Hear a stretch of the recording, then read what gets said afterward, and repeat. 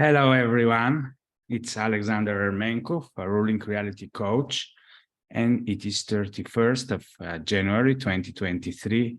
So we are in the end of the first month of this year, and I would like to speak about reality of what we don't want. And here I would like to speak about the paradox of how in reality, maybe 90% of the time, things that we don't want are happening to us, and we are strongly willing to enter and to be in a reality where everything is according to plan, and we would like to live and to experience reality according to our wants and desires, but we cannot even comprehend how boring it is going to be if everything is just appearing and everything is just experienced the way we presuppose and pre-predict that it is going to be, because then we are going to experience a reality which is very different than what is our natural idea of living in a reality. Of course, if we look at reality in a binary type of conception and recognition, then we can divide reality of things we don't want and things that we want to happen in reality. And usually what we want is based on our predictability. We are anyhow in a predictability mode where more than 95% of what we perceive with our five senses is first predicted by everything that is inside. And that's why we are comfortable with all of the environments that we are experiencing, because it's 95% predictable. And this is why we are so strongly striving within us to receive only things that we want. And then when we go into goal settings, when we won't go into how we are improving ourselves, if you go into the basics, you are going to find out that actually we're striving strongly towards things that we want. And the beauty of reality is that we are to learn how to experience things that we don't want.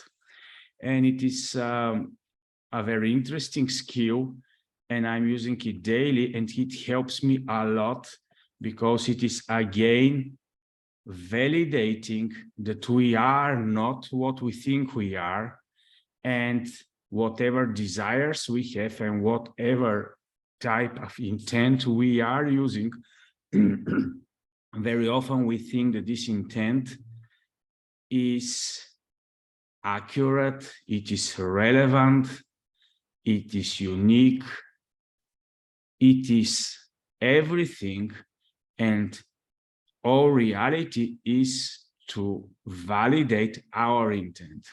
But of course, I'm a ruling reality coach, and I can tell you that in reality, 90 to 95% things are not happening according to our plans, according to our predictability. So we are to start opening ourselves to the raw reality of what is, to start accepting it, and to find a deeper meaning behind this. Why reality is constructed in a way that most of the time we are receiving the things that we don't want, and why this is beautiful. It is beautiful because it tells us that if reality works in reverse to what we want, once we start wanting and desiring things that are different than what our inner being is wanting and used to and comfortable with, then the real shift and change start to happen. And I use a lot of this with the fear mode. a lot of people are against us, the beings experiencing the fear. And for me, the biggest value from the scale of the different values some people want to experience, and for them, the biggest value is the value of freedom, the value of love, and we can say freedom is equal to independence, freedom of expression, and different type of things. For some people, value is the biggest, not value, but love is the biggest value. For some people, health is the biggest value, and so on. There are so many scales of how we value things because it is important how we are then ruling our reality. And for me, the biggest value is the fear of the existence of a creator and designer who has constructed everything with a purpose and a meaning, so that the beings are to understand the order and the construct and are long-term to align with it. And when I'm working with fear, I started to understand that fear is a very beautiful and powerful thing if we are learning to work with the so-called reverse psychology. And for example, now I'm using strongly fear and I'm very afraid of success. And because I'm very afraid and fearful of success, I'm constantly preparing myself for more success. I'm opening myself for becoming more successful person that is able to sharing more success for others, and so on and so on. So I'm using fear actually in a positive reverse psychology way. And when I'm afraid and fearful from an existence of something outside of our creation, it is helping me to put my thoughts, to put my mind, to put my being beyond creation, because I'm constantly asking myself questions. If I'm to be long-term aligned, if I'm to be long-term in fearful mode towards the creator in order to respect what is and to respect the construct, and instead of trying to go my own ways and using intent as I think it is a necessity to use it, I prefer to go into a strongly fearful mode where I'm okay with accepting things that I don't want. And when we think about what are the things that we don't want, they are the things we are afraid of. And I know that a lot of people think and are sure that the opposite of fear is love, and it is okay. I work also a lot with love, though for me, love is a very much more deep expression that we usually use it for, because love is part of the bonding. Love is the existential bonding between individual and separate units of consciousnesses, or love is what makes separateness to experience the wholeness.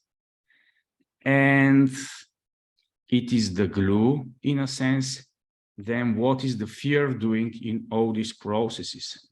The fear is giving the awareness of all these separatenesses that all of us are, that even beyond the wholeness of everything, there is creator, there is designer.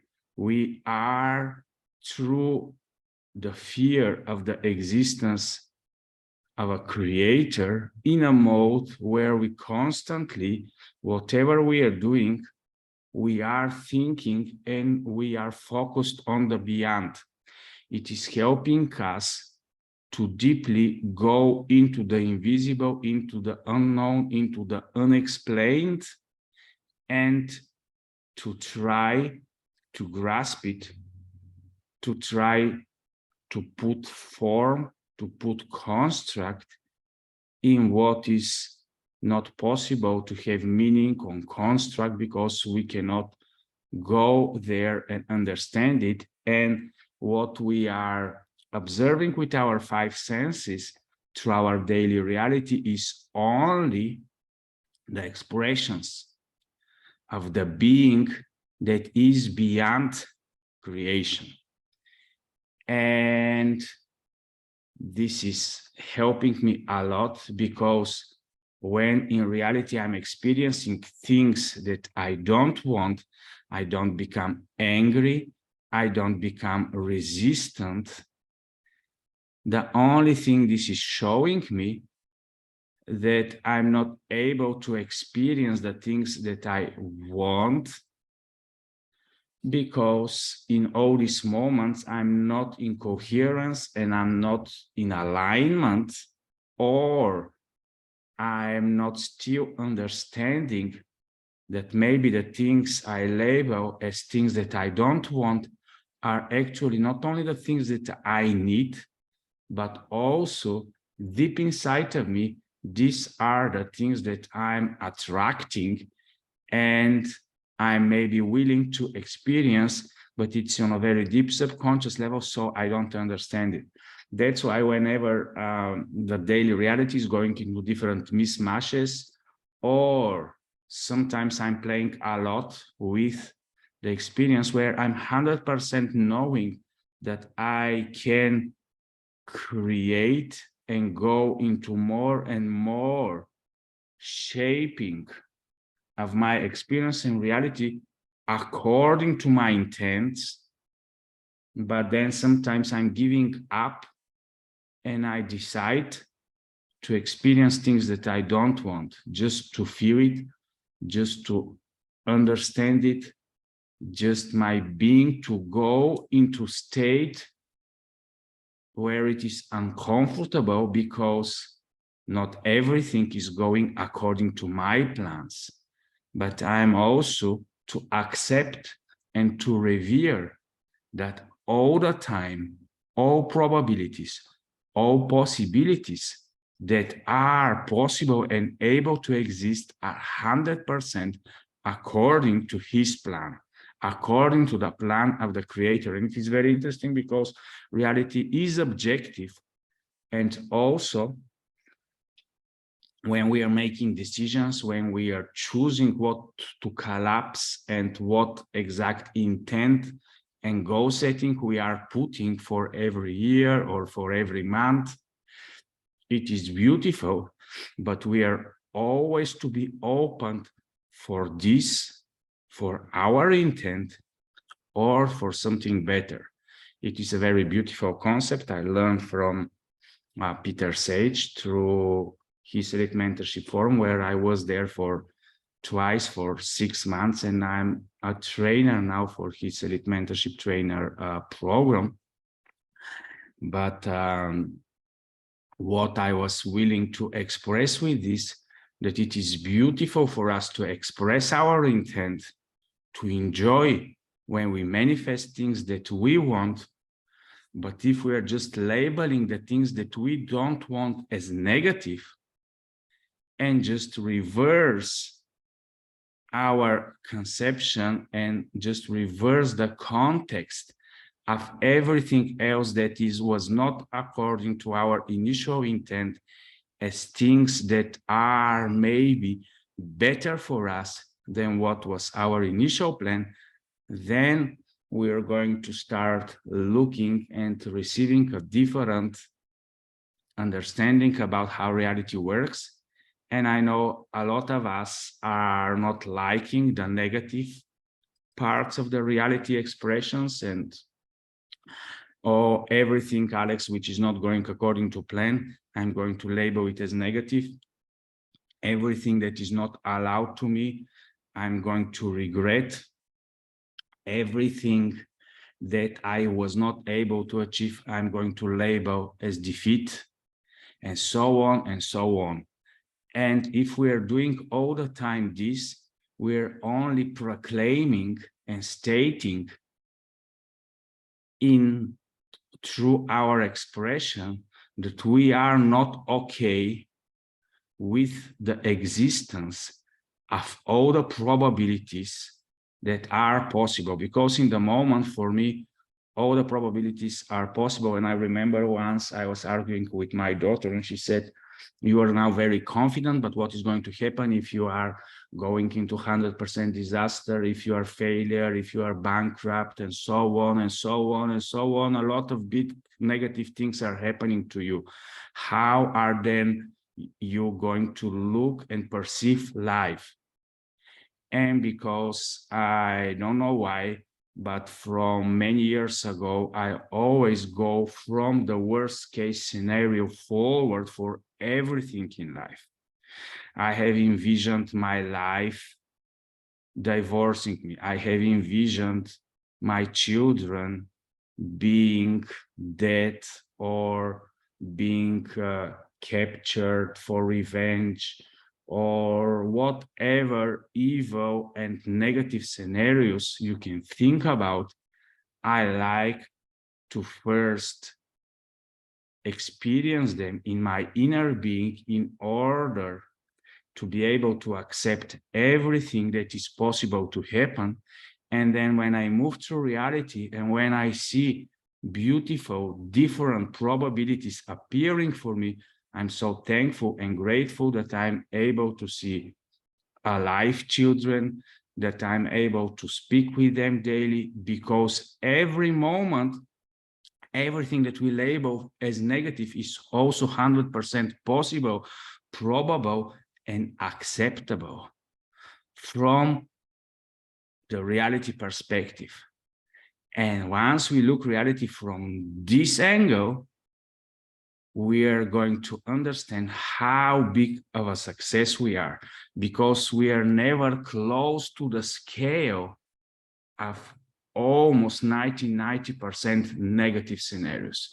We are always more and more into the positive side of all the probabilities of scenarios. And that's why all these people that are working with victims, and when they are trying to change the perspective of how they look at whatever they glued themselves into the reality,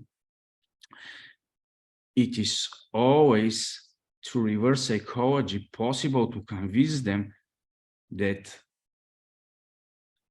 even worse things are possible to happen, and there are even worse experiences for other people that are in any moment possible. So once we are looking in our reality, it is very interesting and wonderful to understand that the things that are happening for us that we don't want, if they're appearing in our daily reality, we better enjoy them and label them as something precious. Because can you imagine if in the same time the most negative types of reality probabilities had appeared before us? And that's why it is stated that never in the person experience have appeared things that the subjective, conscious, individualized being is not able or capable to comprehend, to experience, and to transform and transmute into positive experience for himself. And when we look in reality from this perspective, then it is almost impossible to differentiate which is better, our own personal intent expression or whatever is given to us through our objective reality. And that's why I enjoy a lot with working with my inner being expressions and manifestations and goal settings and achievements. And I like to be an overachiever but meanwhile, I'm also enjoying everything else that is happening in my reality, and I'm not labeling it as bad, because if you start labeling bad, there are so many scales that can appear before us. So even for the things that we don't want, that are maybe 90 to 95% of our daily experience, instead of resisting them, instead of fighting them, because we are strongly willing and purposefully intending to create a reality we want, it is not possible.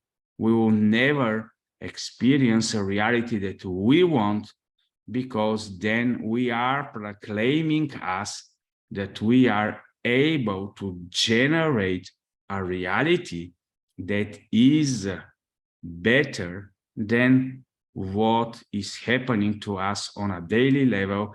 And what is happening to us on a daily level is all the time 100% in coherence with who we are in any given moment. So in order to state that we are able to create a reality that 100% is aligned with what we want, it is to state that we don't need any more improvement, any more work with ourselves, any more change, that we are 100% enlightened being that is not in a necessity to experience any more limitations that are going to confront its inner being, in order the inner being to continue the changing and transformational processes from the inside out. And for me, this is a very wonderful thing when I'm experiencing things that I don't want, and I really appreciate that the reality is created like this.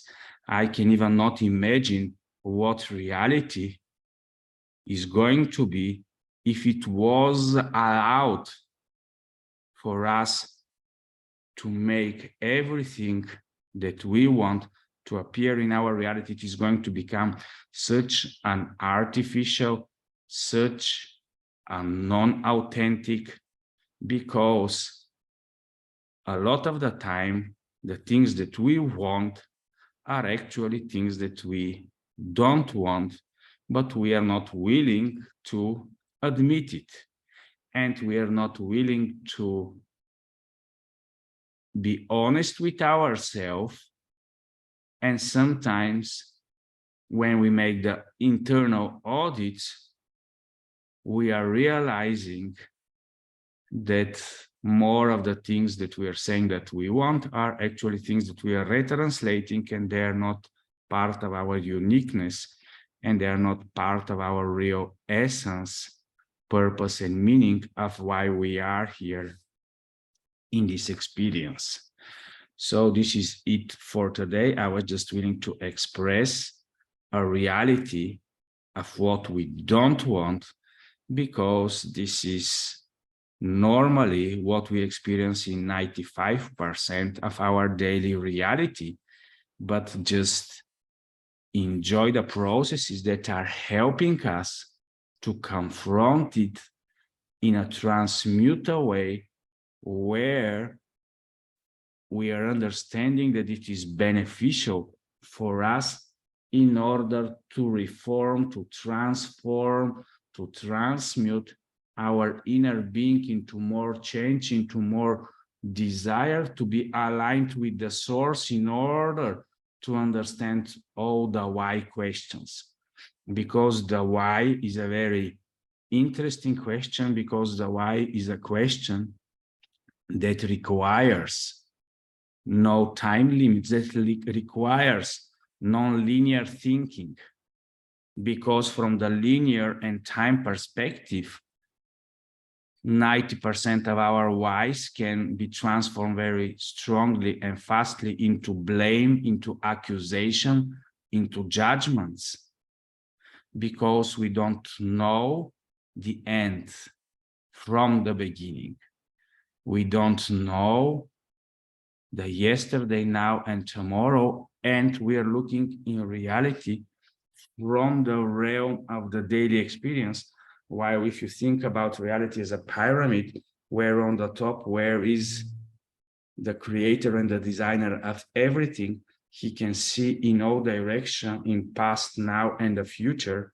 And already in the understanding and the mindfulness and the brain of the creator, everything has already happened. And all the probabilities are 100%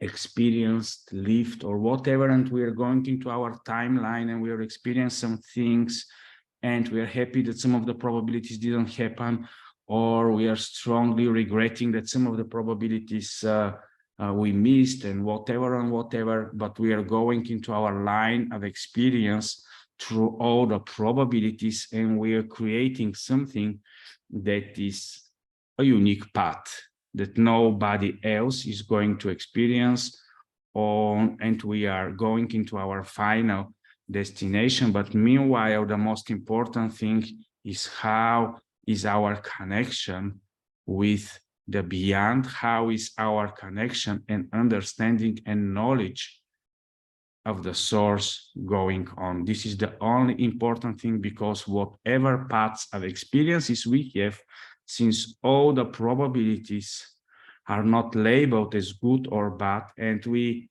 usually think that if we are able to go to the perfect path in life and we are able to do all the perfect experiences, only then we are going to be validated as perfect beings.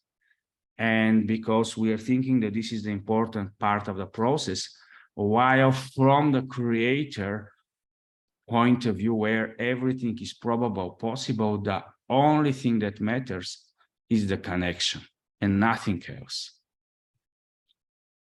And it is a very different way of thinking, and this is a very different way of approaching reality, but it only shows us that once we are allowing ourselves to look through and work with limitations towards a limited reality, we are already losing. We are already in defeat mode. The only way we can approach the limitations of reality is through limitless thinking. It's through the formless. It's through the wholeness. It's through everything that is beyond. Only in this way, if we approach and perceive reality, only then we are able to transform and to transmute everything into beautiful experiences.